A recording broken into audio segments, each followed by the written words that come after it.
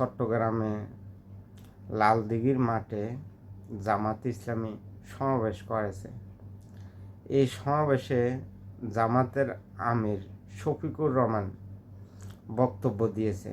উনি বক্তব্যতে বলেছে, বাংলাদেশের জনগণের যে গণভোটের রায়, এই গণভোটের রায় বিএনপিকে মেনে নিতে হবে।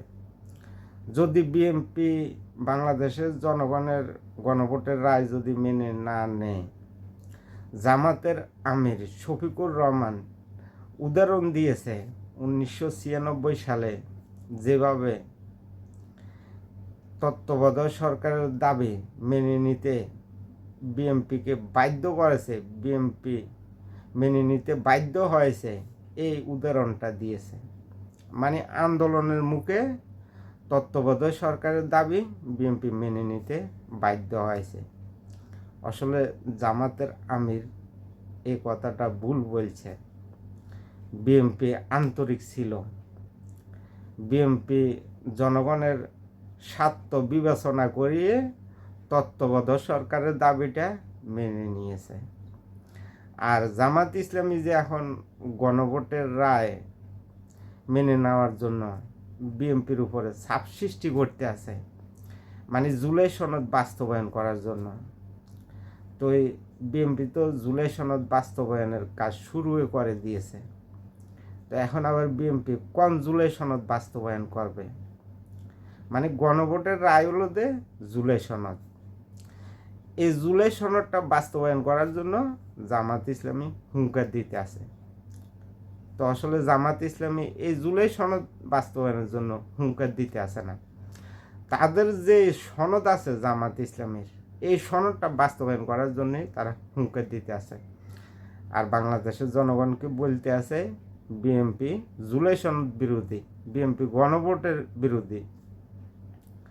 এই ব্যাখ্যাগুলো বাংলাদেশের জনগণকে দিতে আছে, যেহেতু বাংলাদেশের জনগণ বিভ্রান্তিত হয়ে যায়, জনগণ যেহেতু সরকার থেকে বিচ্ছিন্ন হয়ে যায়, মানে জনগণকে বিভ্রান্তিত করার জন্যে এই বক্তব্যগুলো দিতে আছে বর্তমান জামাতের আমির শফিকুর রহমান সাহেব।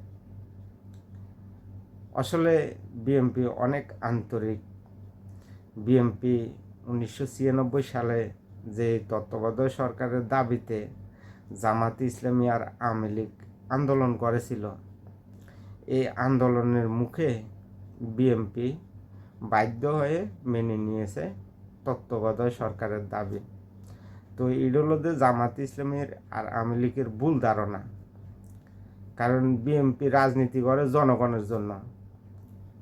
তো এই বিএনপি জনগণের স্বার্থ বিবেচনা করিয়েই তত্ত্বাবধায়ক সরকারের দাবিটা মেনে নিয়েছে।